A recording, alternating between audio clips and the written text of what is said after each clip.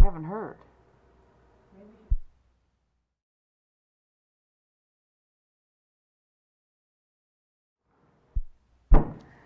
Meeting called to order. Dr. Guth is absent. No public comment hearing session. Adjourn to closed session. Oh, Dr. Guth is here.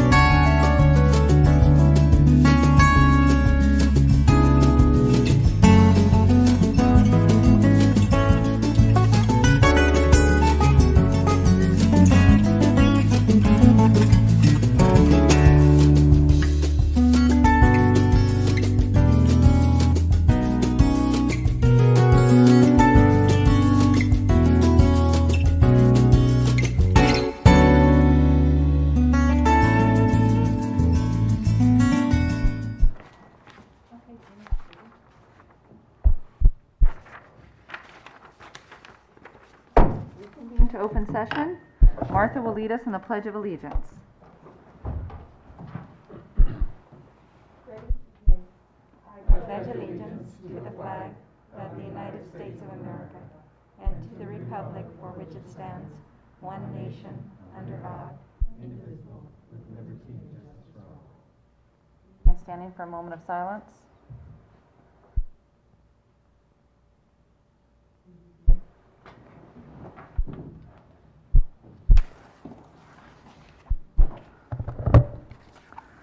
Report on action taken in closed session. In closed session, the board took action to non-reelect employee number 050684, elementary teacher, and employee number 032469, elementary teacher. Probationary certificated employees pursuant to Education Code Section 44929.21b, effective at the end of the 2020-2021 school year. The board directed the superintendent or her designee to send out appropriate legal notices. The vote was unanimous. Call for an adoption of the agenda. So moved. Second. All in favor? Aye. Programs and presentations. Our first presentation is Miss Angel with our WASC report.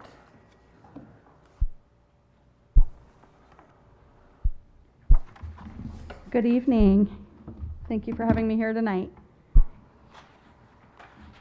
not sure how this works. This is a new one. Just the arrows? There we go. All right, so what I would like to focus on, we have a WASC visit coming up at the end of March 29th through March 31st. I wanted to address the areas of focus from our mid-cycle visit that was held in 2017. The first area of focus that was identified by the visiting committee was analyzing data by departments to inform school-wide instructional practices and students' social emotional needs. And I wanted to give you our rationale on that. Each department has data that is analyzed regularly during PLC meetings. Teachers design instructional lessons based on the needs of the students, based on the data collected, including personal observations. However, there is still a need to get back to a systematic process to analyze data for both school-wide instructional practices and students' social emotional needs. The second area of focus identified was to continue to build upon the culture of collaboration to further the professional dialogue. The leadership team members have observed all department members at various times regularly. Departments shared common prep periods, which allowed the departments to observe each other, but observations within the department became a challenge with finding substitutes. The third one, develop a guidance calendar that articulates when and how each student is monitored in their completion of a 4-year plan. With the addition of 1.5 counselors since the last WASC visit, the counseling department schedules regular meetings with their student to monitor the completion of a 4-year plan. Each counselor meets with each student a minimum of twice a year, and one of these meetings includes a parent. With the addition of the freshman seminar curriculum, the freshman discusses a 4-year plan throughout the course, and it is revisited within their English classes from 10th grade through 12th grade. And this supports Goal 3 from our SIPSA for the counseling calendar and services. Number 4, Palo Verde High School should incorporate the leadership team in the writing, data, analysis, and revision of the WASC self-study report. So when we started 2 years ago creating our self-study, the faculty and staff chose their WASC focus groups, which comprised at least one member from each department, including teachers, paraeducators, and other support staff. Focus groups began meeting at least once a quarter during the 1920 school year. Since the self-study was shared in a Google Doc folder, the groups could work on the self-study anytime in between. Data was shared through Google Drive for all the group members. Home groups, departments, were then asked to review previous WASC recommendations and reflect on our current status. These reflections were shared with the leadership team and discussed. Once the information was gathered from all groups, the coordinator used the reflections in the WASC report. The report was shared with faculty and staff for further input before finalizing the WASC self-study. Number 5, continue to establish a school-wide common understanding of academic rigor. Training through the Riverside County Office of Education provides a growing understanding of academic rigor.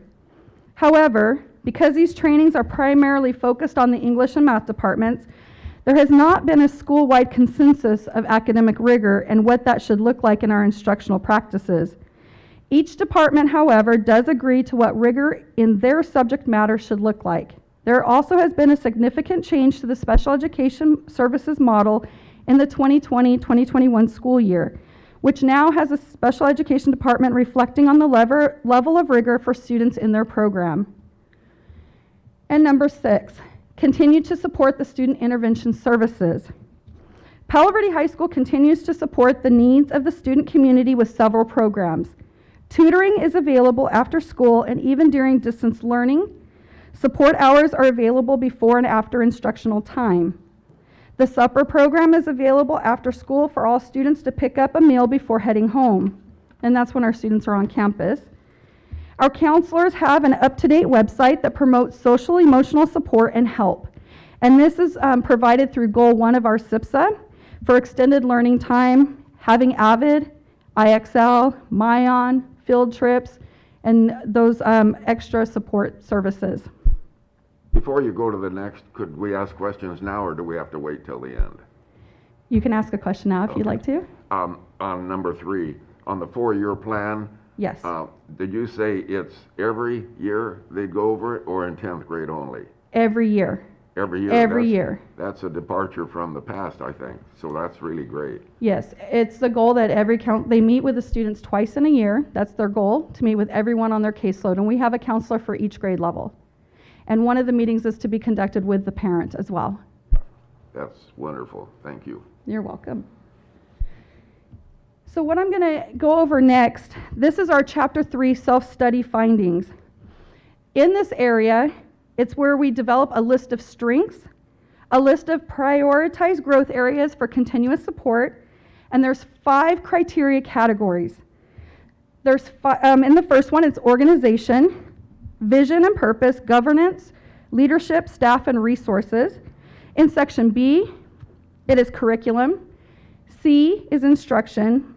D is assessment and accountability. And E is focused on school culture and support for student personal, social, emotional, and academic growth. So in each of these areas, this is where the focus groups for the last couple of years have been working together as a team in their focus group, and they have evaluated our school site on these different areas. So again, the first one is on organization, and these are the strengths that were identified by the focus groups on our site. The principal and vice principal have open door policies for easy access when needed for faculty, staff, students, and parents. Professional development is more consistent. There is continual efforts made to recognize and acknowledge students for academic and behavioral accomplishments and achievements. Palo Verde High School has 4 counselors, 1 for each grade level. This has increased their abilities to reach out to more students and support them with academic and post-secondary opportunities. College and career readiness is a focus during the entire month of October for all grade levels. Now we have a focus month for that, but we address it every month on our campus with our students. In section B, so focus group B focused on curriculum. They said our areas of strength is teacher-parent communication has increased. There are more resources for students. Standards are embedded in the curriculum. Communication with failing students has increased by teachers and counseling staff. The promotion of college and career-ready programs, classes, and outreach has increased. So those are areas of strength. In section C, which is our learning and teaching section, these are areas of strength that were identified. Technology.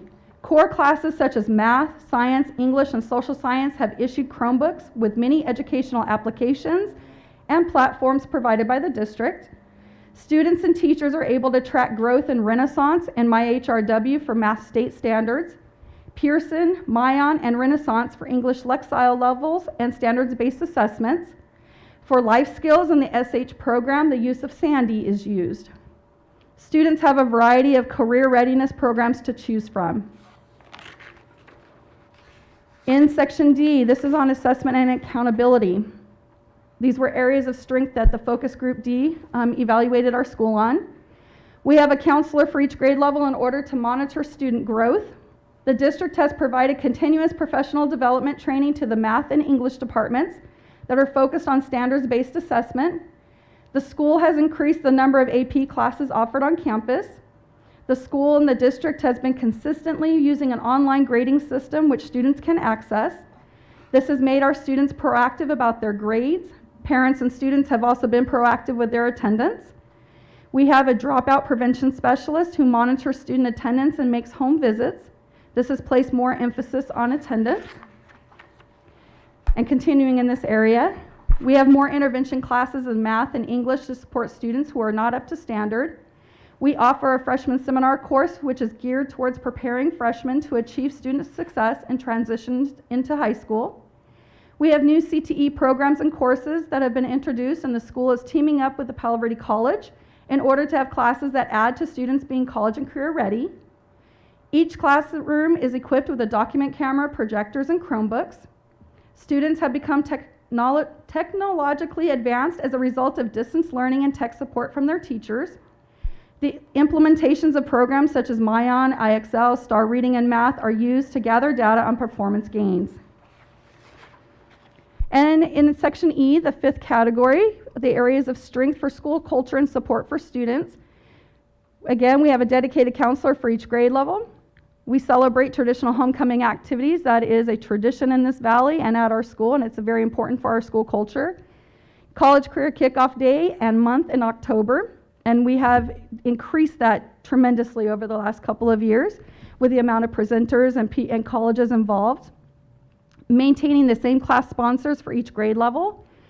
Spirit assemblies, academic achievement assemblies on a quarterly basis. We have guest speakers that come on campus, etc. Many things in those areas. We've also had some social emotional guest speakers as well to address those needs. This was identified as our prioritized list areas of growth needs for the sections A through E for the 5 categories. We need to increase and grow monthly collaboration between counselors, dropout prevention specialists, and vice principal concerning students who are non-engaged in school.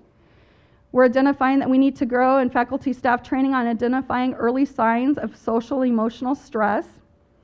Continue to move forward with the multi-tiered systems of support for students to promote the school-wide learner outcomes.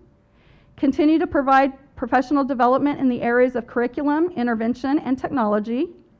Increase communication with district office through a comprehensive school calendar. Offer meaningful courses that will support students' education and careers after high school. Clearly define rigor as a school and create a systematic way to ensure that all faculty, staff, students, and parents understand what Palo Verde High School rigor is. And that is our main one, because that has been brought up in past WASC self-studies over many years. Rigor is always one that is hard to find that common definition amongst the entire school site. And I also attached at the very end the visiting schedule. This isn't the complete visiting schedule, but this is the visiting schedule, the dates and times that will involve our board members and our cabinet members. So I wanted to share this with you guys. They will come, our visiting team members, it's all going to be done virtually this year. So we'll have a virtual WASC visit. They will be here on, we'll visit with them starting on Sunday, March 28th. That's the welcome time. So there is a little bit of time there, an hour for board members. It's our parents, community members that we have on the 28th. It's our reception time to welcome them. On Monday, March 29th, they will be meeting with different faculty, staff, and focus groups during that entire day. So I didn't go into detail on it on here. On Tuesday, March 30th, they're going to be meeting with the district superintendent, directors, and board members, and administration from 3:15 to 4:15. Lisa Slayhoover is our WASC coordinator. She will be sending out the Zoom links and calendar invites for you for these meetings, so please be on the lookout for that. We would love you guys to join this, and I wanted to give you some of the information already from our WASC self-study so you'd be prepared to answer any questions or give any input during those meetings. The last day that they're going to be participating in our WASC visit is on Wednesday, March 31st. They'll be working on preparing their final draft of their recommendations and what accreditation they're going to grant us. We don't get the formal letter until much later, but they will give a presentation and an overview of what they're going to be submitting. And from 2:15 to 3:15, they will also invite the board members and district superintendent and our cabinet members to that meeting to give a presentation on what the findings they have found.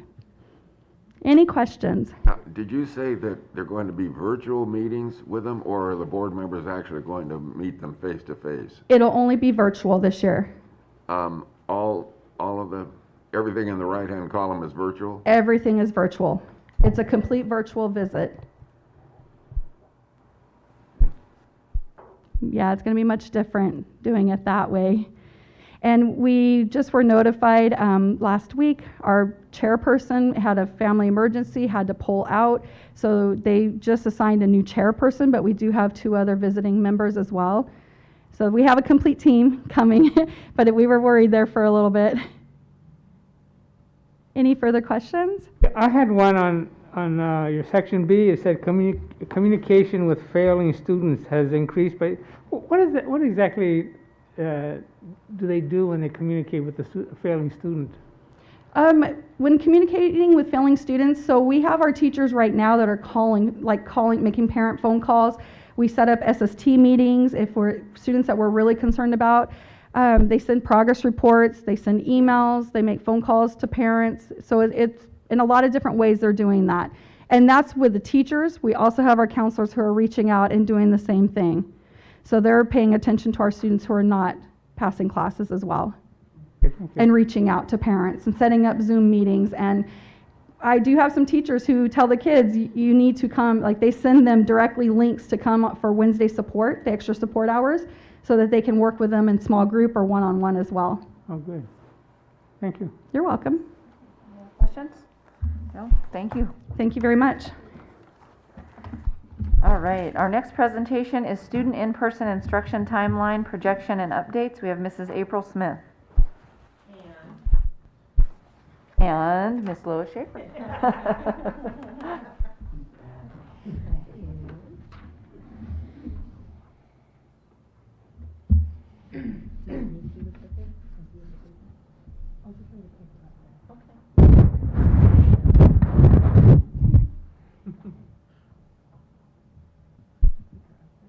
Who gets the clicker?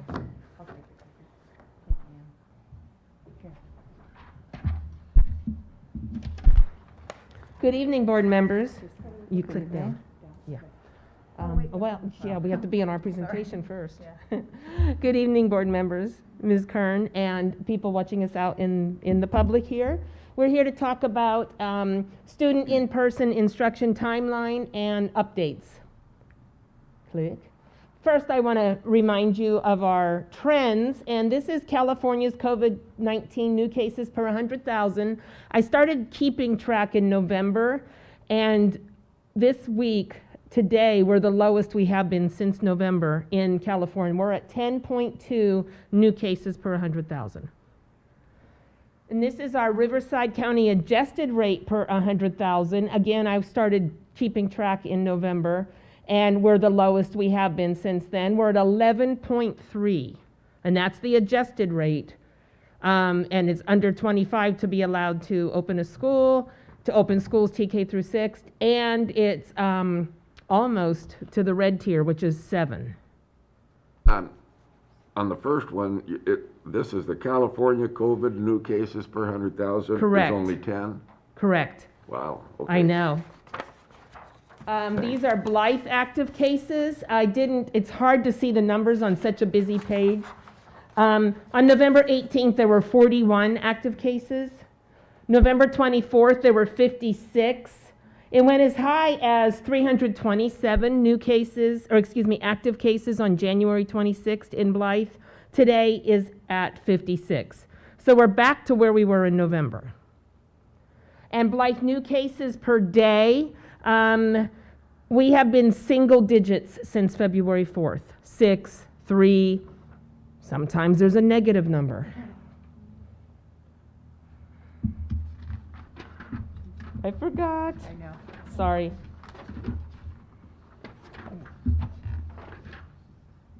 So, when we're talking about returning to school, as I already mentioned, Riverside County is at 11.3. That's the adjusted rate. We're still in the purple tier, which means widespread. Districts in Riverside County can bring back grades TK through 6th on a hybrid model if the following criteria are met, and this criteria changes regularly. If we have an approved COVID-19 safety plan, which we have, thanks to you guys approving it at our last meeting, Riverside University Health System approved it, and because the state health system didn't say there was anything wrong with it, never got back to us, they presumptively approved it by not telling us they didn't approve it. The next couple pieces, the next one is communication with labor groups, and I do want to share that that has been happening. We had some communications today. We have dates next week scheduled as well with our labor groups. We're offering testing to students according to public health cadence. We're working with the Valencia Lab in regards to that, where they will be providing tests for the students to do themselves. However, please keep in mind that cadence is changing with offerings with the student testing, so we're trying to keep up with the changes as well. Also, staff that is working with students are expected to test according to public health cadence unless they're immunized. Sorry about that. Unless they have their vaccine. Please note that, like, today we're in the purple. Today we're in the purple, and if we were doing this right now, they'd be testing weekly. However, the numbers are dropping, and so that cadence changes according to the changes in colors. One important thing to know, those that have had the vaccine, once the staff member has had the second dose, 14 days after that, they no longer have to do testing on a regular basis because of the vaccine, and that would last for 90 days as of right now. Also, contact tracing is something that's happening. Contact tracing of students and staff will be happening at the sites for in-person instruction. Currently, that's been happening here with the human resources, and our district nurse and our LVNs have been taking care of that. We will be branching that out to the sites, and how we're doing that is the LVNs and the district nurses will be supporting the sites. I'm also meeting with the principals on Friday to discuss contact tracing. And what we will be doing is just going over exactly what the county expects to happen for contact tracing.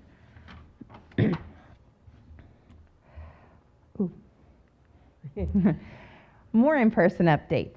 So currently, we are fine-tuning and collaborating with stakeholders in regards to elementary hybrid schedules, and that goes along with what I said about we are meeting with the units, with the different unions, and collaborating and talking to them and meeting with stakeholders. We have a stakeholder meeting later this week as well. Students, current distant learning teacher will continue as our hybrid teachers. So the teacher that has their group of teachers now, students now, once we move into hybrid, whether the students are hybrid or distant learning, they will still be staying with the same teacher. The students will have the option to remain in distance learning with the current teacher they have now. Also, distance learning times will be modified as we move towards hybrid, but it's just really important to note that they're going to be staying with the same teacher. So there are two different student groups that we want to make sure that you're aware of. There is small, stable groups, and the guidance for that is no more than 17 students in a classroom. Teachers and aide popping in, that's different. We're talking how many students are allowed in the classroom. No mixing of groups. That stable group should stay together throughout their day. And they need to follow all of the protocols, which include masks, social distancing, using different entrances and exits than other groups so they're not crossing each other. Upgraded ventilation. Our schools now have MERV 11, words I don't even understand at all. Air conditioning filters, and we are buying HEPA filters for all the classrooms. I'm not sure if they've been purchased yet, but they're happening soon if they haven't. Yep. And there are frequent cleaning and disinfecting going on in the classrooms. And along with the small stable groups, we also have small cohort guidance. The small cohorts are for students with special needs in all grades. There are identified some maybe groups of homeless youth, foster youth. These are groups of no more than 16 students. That includes the adults. So for example, if there is an aide and a teacher in this particular cohort, you would only have 14 students. So it's only 16 people in the room. Again, like Lois said with the other group, this is no mixing of cohorts. The following protocol is the similar as before. Also, there must be masks worn all the time, social distancing, different entrance and exits, upgraded ventilation, and also frequent cleaning and disinfecting. My favorite page. This is a tentative reopening schedule. On March 23rd, should things go like they're going, we will be bringing back students on a hybrid schedule, and that would be Head Start, transitional kindergarten, and first grade. And we would also bring back preschool through sixth grade students receiving special education services in SDC classes. Those are special ed classes that meet with the student more than 51% of their school day. Also on March 23rd, we would bring back small cohort groups, 7th through 12th graders receiving special education services that are in SDC classes. And on March 23rd, we would come back in a hybrid program for grades 9 through 12, and this is if Riverside County is at an adjusted rate of 7 or below per 100,000. If we move to the red tier before March 23rd, we can bring our secondary students back, 9th through 12th grade. And so that's our plan. It's an if, and that's why this is tentative. On March 29th, we would bring back hybrid, which means students come to school 2 days a week and learn from home 3 days a week, second and third graders. We would also, on March 29th, bring back small cohort groups, students in grades 7 through 12, that have been most harmed by the pandemic.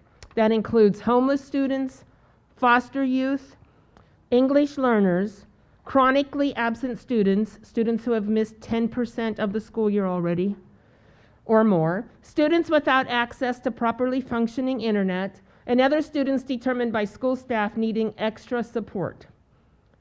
April 12th, we would bring back on our hybrid program still, the hybrid schedule, 4th, 5th, and 6th grades. And on April 19th, again a hybrid schedule for 7th and 8th graders if we're in the red tier. Now, it looks a little strange that we're bringing back high school before some of the lower grades, but we really want elementary to work through, make sure we have it working K1 and 2. Where are our issues? Okay, now let's bring back a couple other grades. Now we have that worked out. Now let's bring back a couple more grades. Because at the elementary, when you think 1st through 8th plus K plus TK, they have 10 grades. And we want to make sure that the students and the staff are protected as we bring back grades slowly rather than bring everybody back too quickly and have way too many problems. The next part is transportation. Parents will be strongly encouraged to bring their own children to and from school. District transportation, however, will be provided to families that are not able to transport their own children. Currently, we're able to seat 14 students on a bus, and that's with 6 feet distance. However, family members are allowed to sit together on a bus, so that would allow for more than 14 students on a bus. Just depends on the situation. On the buses, there'll be increased ventilation, and that'll be due to windows being down. And so we'll have some of the windows down to help with that. Masks have to be worn on the bus at all times. And we will, this is very important, we continue to receive transportation updates constantly. So that will be updated, I'm sure. A question on that, on Yeah. the second one. District transportation will be provided to families that are not able to transport their own children. We have limits for transportation if they live a half a mile or more, blah, blah, blah, you know. I assume we're going to follow those Yeah. guidelines. It's not just, you know, Correct. they're 5 blocks away and, okay. Yeah, that's a good question. Yeah. All right, for nutrition services, students who are on campus during the hybrid, or if they're in a cohort, they will receive breakfast and lunch. Carts with food will be delivered to classrooms, and students will eat outside to allow for social distancing while they have their masks off. Our nutrition coordinator is working on a plan to continue bulk feeding for our community, and that's something we're really hoping we're able to work on and make it happen. If a second grader is in school 2 days a week, they're getting food at school, 2 meals 2 days a week, we still want that family to get that bulk box of food. It has helped our community so much, and we're trying to keep that going.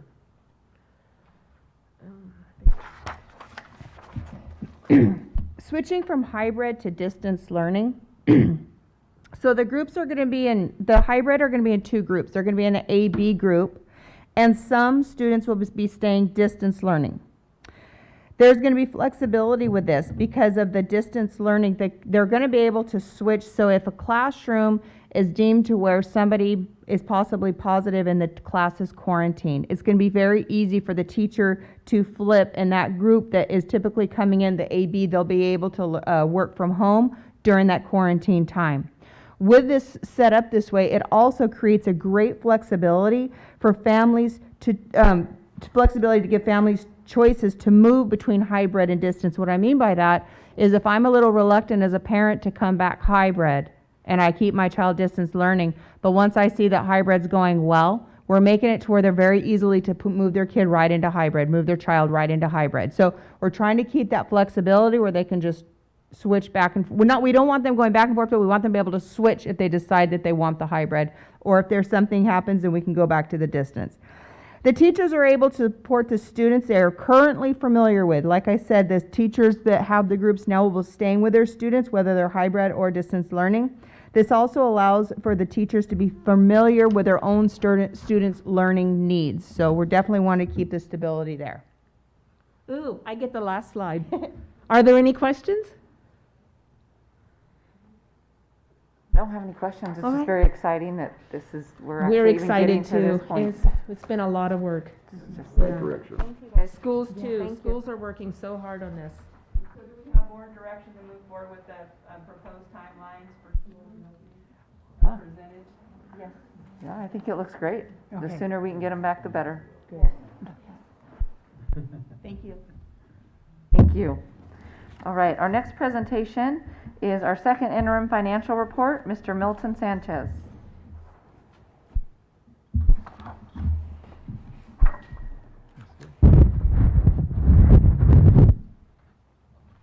Okay. Good evening, Board, Superintendent, and our community. I am here tonight to present the 2020-21 second interim financial report. At the end of the presentation, I also have a little bit of information on some of the financial related action items that are on the board as well, or on the agenda as well, and I'll cover those at the end. Objectives are to communicate our financial certification, look at the criteria and standards, the areas we didn't meet, look at revenue, expenditure, data, contributions over multiple years, those kinds of things. Summary of adjustments made at second interim, looking quickly at our debt, look at enrollment, attendance projections, and then we'll take some questions and comments. Our certification at the second interim is positive, meaning that we will meet our financial obligations for the current fiscal year, and, oh, that's a bad typo. We will meet our obligations for all the years. I don't know how that ended up there. We're good all 3 years. I'm so sorry about that. And I went the wrong way. All right, criteria and standards. Areas not met. The projected enrollment ratio is exceeding the standard for historical ratios, and I attribute that to declining enrollment. And our attendance is declining, but not at the rate, historically at least, not at the rate that the enrollment is declining. We've made, I've said this several times, gains in attendance, but it ultimately results in a loss because the enrollments are dipping a little more than we would like. Projected LCFF revenue is also outside the standard, meaning that it's changed by more than 2% since first interim. And I don't really have a lot of control over that. It's just the way the calculator calculates our revenues based on the data that we put in. I do feel like the enrollment projections that are in this budget are the most current and accurate because it includes our seabeds information. So I feel really good about that projection. Projected operating revenues have changed basically by more than 5% since first interim. During the development of the report, we received information that we were going to get another round of the CSI grant for Rue Brown and Twin Palms, which is like $370,000 or so. I think that was one of the reasons why you see an uptick in the revenue. Our LCFF revenues also went up a little bit, so I'm attributing that to most of the change. Same thing with books and supplies have changed by more than 5%. And again, when I record new revenue, which is the CSI grant, I have to record new expenditures, to balance that out.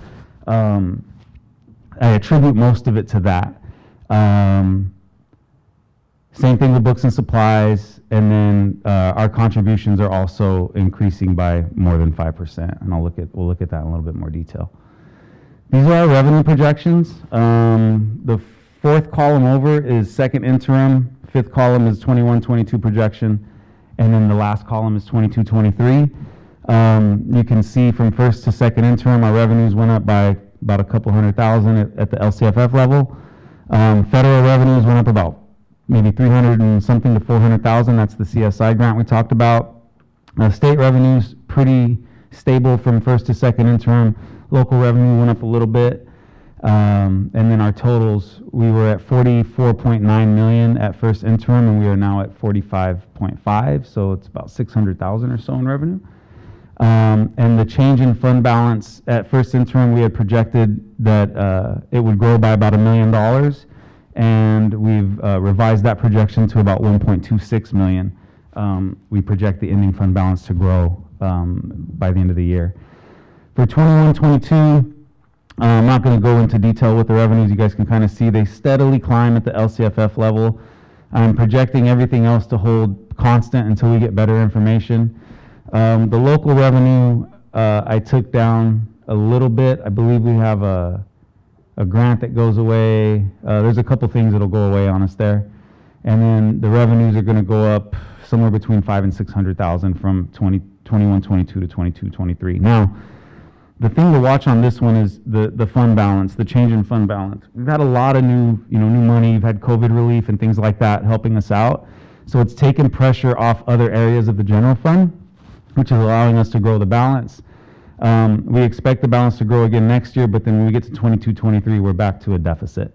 So we want to make sure, and I've said this a million times, but say it 1,000,001, that when we're going into budget season, that we're looking at ratios and staffing and things like that to make sure that we are appropriately sized in terms of personnel costs. These are our expenditure projections. It's pretty much the same kind of slide. The 5th column in is second interim projection, and you can see how they've changed from first. We've dialed down the 1,000 to 1,999 is certificated salaries, so it's like teachers and administrators. We're dialing that down a couple $100,000, just things that aren't going to materialize between now and the end of the year. What I'm trying to do is just bring the totals closer to what I think the actuals are going to be. So we've brought down the classified salaries as well a little bit. Benefits went up when kind of looking at the budget. I felt more comfortable upping the benefits budget, found some areas where maybe it was a little bit short, so we pumped that up a little bit. The materials and supplies from first interim have gone from 3 million to 3.4 million, and again, we had that CSI grant, that's the bulk of that. Same thing with services. And some of this is also reallocating budget. We had a lot of our COVID funds. When we were, first hit with all of this, I put a good handful of it into salaries, not knowing if we were going to have extra duty or after, tutorings and things like that. As we're getting a little closer to the end of the year, I'm just kind of shifting the budget around to where I think it's going to be needed, but we still have flexibility to move it around. I'm sure school reopening is going to change the picture. So we will be able to adapt to that. I feel confident that we'll be okay. The the capital expenditure budget, pretty much the same for this year. You'll notice it drops significantly next year. A lot of that is the bus grant. We got the 3 new buses this year, and then I still have some of that grant left over for the CNG station. That's $995,000 that goes away. And then also we did the LTE project. That was $250,000. That's going away. And those are probably the 2 biggest things that are contributing or attributed to the going from 1.7 to the 231,000. And then the last one is just like indirect costs, things like that. But I am projecting the expenditures to go up. I don't know that will materialize. The issue is that when we get new money, and I said a few minutes ago, you have to budget for that money. We're likely going to end with carryover. I don't expect that we're going to materialize 44.8 million in expenditures unless we get hit hard with some of the school reopening things. In 21-22, the expenditures are going to drop by about 4 or 5 million, which is about what our COVID relief was. So that's kind of most of that. And then 22-23, they're projected to go back up. There's step and column, there's a lot of that's probably personnel cost.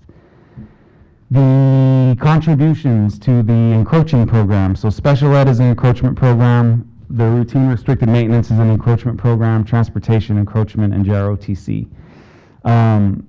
We haven't ran JROTC this year, which is why the contribution has been 0. And the reason you see the negative number there, the negative 1,000, is because we received a payment that the Army had owed us from last year.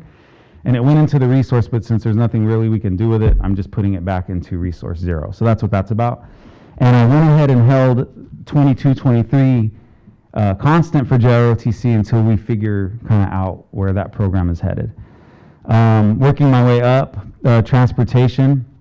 At first interim, we were projecting about a $1.5 million contribution. I've dialed that down just a little bit to $1,070,000. It's going back up in 21-22 and 22-23. Reason being is because we were able to repurpose some of our salaries because the bus drivers are doing a significantly different function than they normally would. So we've been charging some of them to COVID because they're delivering the meals and things like that. So what you're seeing happen in 21-22 and 22-23 is we're putting those costs back in to that resource. Going up, routine restricted maintenance. This, we have to set aside 3% of our budget. So whatever our budgeted expenditures are for, either second interim or 21-22, 22-23, we have to put 3% aside. So all that reflects is 3% of our expenditures, and we have no control over that. Working up to special ed, resource 6512. This is our preschool program. And for second interim, we're projecting that we will contribute 155,000, almost 156 to preschool. With step and column for both the teacher and the aides that are in there, you have step, column, PERS, and STIRS. It's going to go up to 167,296 in 21-22, and it'll go up to 174 in 22-23. And that's a pretty good illustration of what happens to our personnel costs, because I didn't do anything with materials and supplies or services. That's just strictly what a year of step and column and PERS and STIRS can cost you. And then moving up to the top, it is our general special education, and we are projecting a almost $2.8 million contribution this year, and then we'll go up to 3 for next year, and then 3.1, almost 3.2 in 22-23. And same there's a lot of people in that resource, and which is driving the increase. Ending fund balance projections. Focusing on the third column over, that is second interim. We project to end this year with 11.2 in reserve. 1.3 million of that is restricted balances. So we're probably at about 9 and some change in unrestricted reserve. I'm still keeping the set aside for OPSC and Scale. I did receive an invoice from Scale, so I imagine at the next budget presentation, some of that will be gone.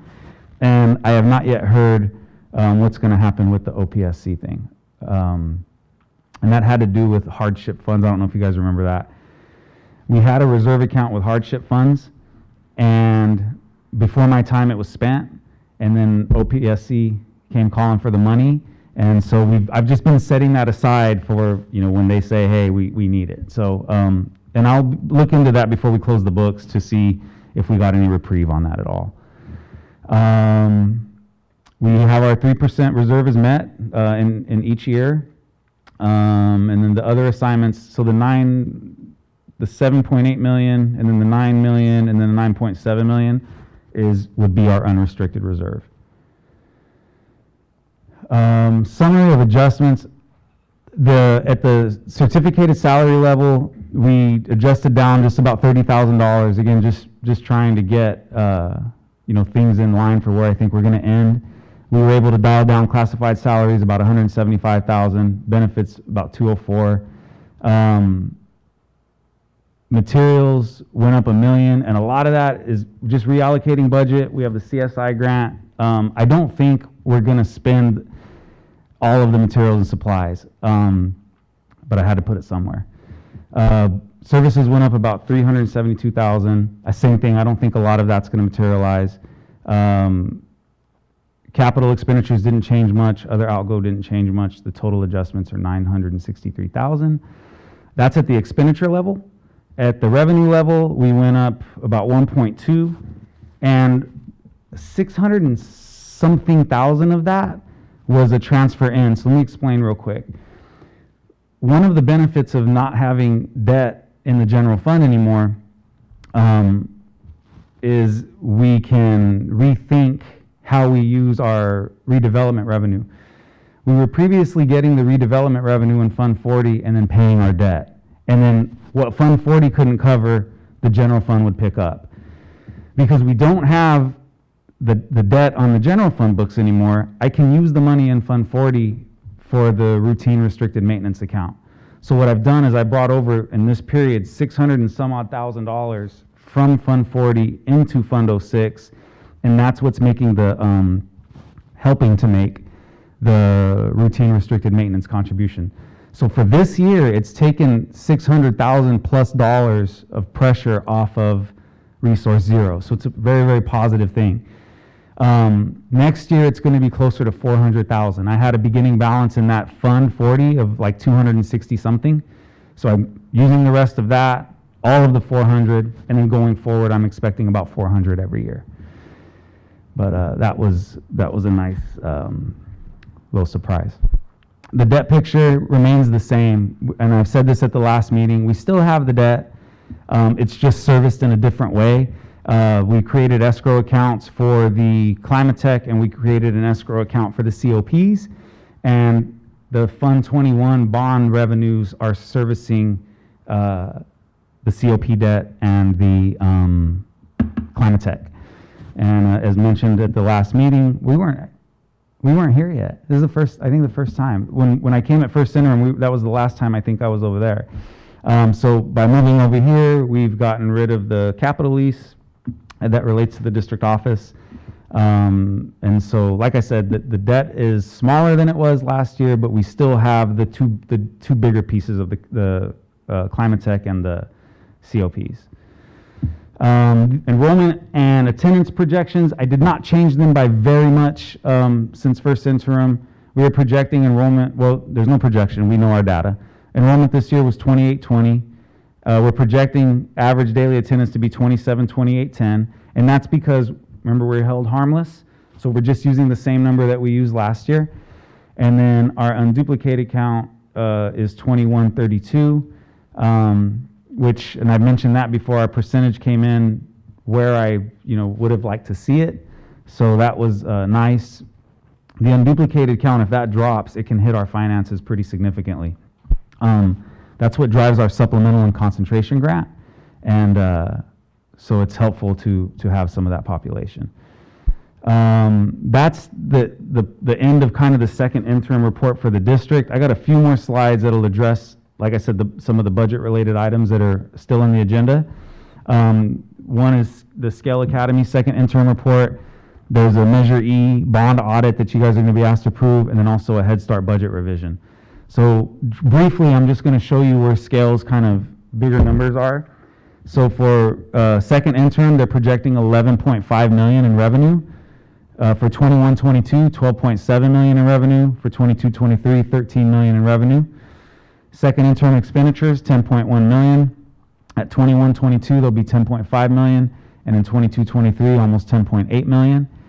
Their changes in fund balance are positive for each of the years, so their fund balance will continue to grow. 1.3 million, almost 1.4 this year, 2.2 next, and 2.3 in the last.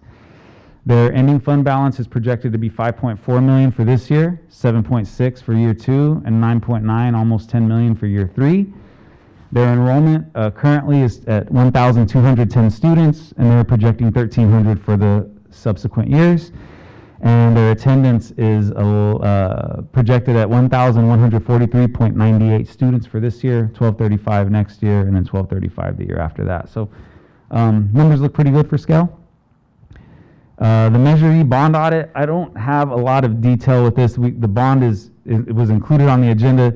The only thing that I kind of could bring to the board to, illustrate the, I guess, success of it or lack of is the final kind of paragraph where they say, in our opinion, the district complied with the compliance requirements of Measure E. Bond proceeds listed and tested above. They do, however, warn that it would not necessarily disclose all instances of noncompliance, but in every area that they checked, we were fine. So that we had no findings in the audit at all. And then the last thing you guys will see on the agenda tonight is the Head Start budget revision. And I just kind of highlighted some of the bigger things that are in the budget change. There's a peer coaching teacher. We're going to look to give an annual stipend to like a lead teacher at Head Start. We're eliminating the accounting clerk position at Head Start, but then transferring 31.2% of the budget analyst's salary and benefits into Head Start, assuming we approve this. We are increasing certificated and classified substitute days. A lot of, when we developed the Head Start budget, we knew we were going into an environment that, was going to be distance learning and things like that. So the Head Start budget earlier in the year didn't include many of the normal services that it would have, like transportation, nutrition. We normally charge those activities to Head Start, but because there was no transportation, the budget didn't have it. Because there was no nutrition program, the budget didn't have it. So what we're doing is we're knowing that we're going to open Head Start relatively soon. We need to project for the rest of the year. What are we going to charge to from food services? So this budget revision includes that. The budget revision also includes bringing transportation back into the picture. And it won't be the amount that we would charge for the whole year. It would just be prorated for the last 2 or 3 months. They also need to get a new copier, so they're going to purchase or lease a new copier. They have sufficient budget to purchase a shade structure. That's probably the most exciting thing on that. And then they're also going to be able to charge indirect costs, or will be able to charge indirect costs to the program, which is it's also exciting to me. And then what's not in here, but we have definitely considered, is we are in negotiations with Teamsters 2 at Head Start, and the budget revision also contains provisions for that. That's it. Do you guys have any questions or comments? I have a question. Yes, sir. It's back about, you don't have to turn back to it, but the COP debt transferred to the escrow account, that means it's sitting in escrow, but we haven't put it into the general fund yet. So what it means is, when we passed Series B of the bond, the second round of bond funds, we did, I think, 9 or 10 million. Right out the gate, before they sent us the proceeds, they took what was needed to cover the COP debt, and they took what was needed to cover the Climatech debt. Then what they did is they set that in an escrow. Right. And the reason being is because the people who purchase the certificates of participation are promised a certain return. So we can't just pay them off early, because then then the investors don't get what they were promised. So what the escrow fund serves to do is just pay the COP debt off according to schedule, so that the investors get their returns. But in our case, it's taken the debt away from my working budget and put it over there. So it's less pressure on us. off at the same rate as originally. Yes, sir. It would be paid off, yeah, the amortization schedule remains the same. Okay. Which is why that was such bad debt to have in the first place. Right. Because there is no early payoff. No, It's just, it is. you could what it is. refinance it, but we would end, But yeah, it's- yeah, What's the difference? Okay. yeah. Any other questions? Okay, thank you Thank you. guys. Lots of information. Thank you, Milton. All right, we have no one for our hearing session. All right. Reports and communications, board member report. Diana? Sunny? I don't have anything to report. Dr. Guth? Yes, I got my COVID shot this morning here in the high school gym. And I was really, really impressed. From the time I drove up into the parking lot, the sheriff's department was there, police department. There were volunteers. There was the county. There were volunteers inside. There were our people, the health department people, and it just went like clockwork. I could not have been more impressed at the at Blythe Community. I mean, we've done it again. It just went very, very well. Secondly, the sound system. Thank you, whoever fixed up the sound system. I could hear everything, as opposed to last board meeting. Right. I couldn't hear it. It is much better. Okay, and that's all that I have. Martha? And I would just like to second what Dr. Guth said. I was at the clinic this morning and it was wonderful. It was so well run, so organized. It was just really impressive. So, all right, our superintendent's report. I want to recognize that it is National Nutrition Month and to thank all of our nutrition service staff and all of their hard work in feeding our community, especially during feeding during the pandemic. So they've done an instrumental job. I just wanted to recognize nutrition services. Right, we have no reports of associations this evening. On to our consent items. Items listed under the consent calendar motions are considered to be routine and are acted on by the governing board in one motion. There is no discussion of these items prior to the board vote unless a member of the board requests specific items to be discussed and/or removed from the consent agenda. It is understood that administration recommends approval of all consent items. Each item on the consent agenda approved by the governing board shall be deemed to have been considered in full and adopted as recommended. I call for a motion on L1. I move items L1 through L5. Second that.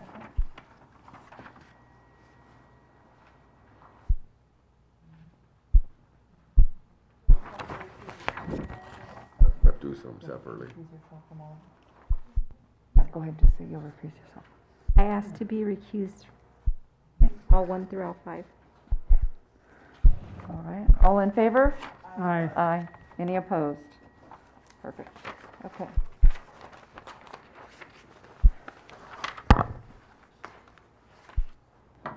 Action items. M1, approval of second interim report, financial report for 2020-2021. Call for a motion to have this as amended. So moved. Second. Questions or comments? I have a comment. I appreciate the report that was given to us, and it was understandable. The questions were answered. I appreciate the hard work the business department has done. There he is. That's great. All right. All in favor? Aye. Any opposed? M2, approval of Scale Leadership Academy second interim financial report for 2020-2021. So moved. Second. Questions or comments? All in favor? Aye. Aye. Any opposed? M3, approval of Measure E, General Obligation Bond Building Fund audit report for fiscal year ending June 30th, 2020. So moved. Second. Questions or comments? All in favor? Aye. Any opposed? M4, approval of the 2020-2021 Palo Verde Head Start budget revision. Call for motion? So moved. Second. Questions or comments? All in favor? Aye. Aye. Aye. Any opposed? M5, approval of resolution number 202021-15, grading during the COVID-19 pandemic. Call for a motion? So moved. Second. Questions or comments? All in favor? Aye. Any opposed? M6, approval of 2020-2021 single plan for student achievement for Twin Palms Continuation High School. Call for, Second. questions or comments? All in favor? Aye. Any opposed? M7, approval of the increase to consultant agreement with T4 Learning Incorporated. Call for a motion? So moved. Second. Questions or comments? All in favor? Aye. Any opposed? M8, approval of increase to 2020-2021 consultant agreement with Paula Garcia. Call for a motion? So moved. Second. Questions or comments? All in favor? Aye. Aye. Any opposed? M9, approval increase to 2020-2021 consultant agreement with Glenda K. Smith. Call- Second. Questions or comments? All in favor? Aye. Aye. Any opposed? Any other business? And future agenda items? Maybe I should know the answer to this, but the ROTC program, it's kind of out there floating, and we haven't come up with a final answer, at least that I'm aware of. Yes, and so we're in negotiations with integrating that into the salary schedule for PBTA. And so that's where it's at currently. Okay, so that's kind of ongoing. It's ongoing, because we've had really intensive needs to negotiate, for MOU, so we get our students back to that school. It's kind of been delayed in terms of the work and negotiation for that, but now that it's looking like that is resolved, we'll be working on that next. Okay, I just hope that it doesn't just go away, and that we can find personnel to, I want to say man it, but that's too sexist, let's see, to staff it. That'll work. Yeah, we can, future agenda items, we can bring updates on, our progress. Thank you. Perfect. Any questions? Yeah, so did you say future agenda? Yes. I just want the board to know that we'll probably be, asking for a special board meeting, prior to, March 23rd, in anticipation of MOUs coming together, for when those start dates, for our students returning to in-person instruction will happen. To be on a Tuesday? I'm not Not sure. necessarily. Right. Okay. All right. Any other agenda items? Call this meeting adjourned.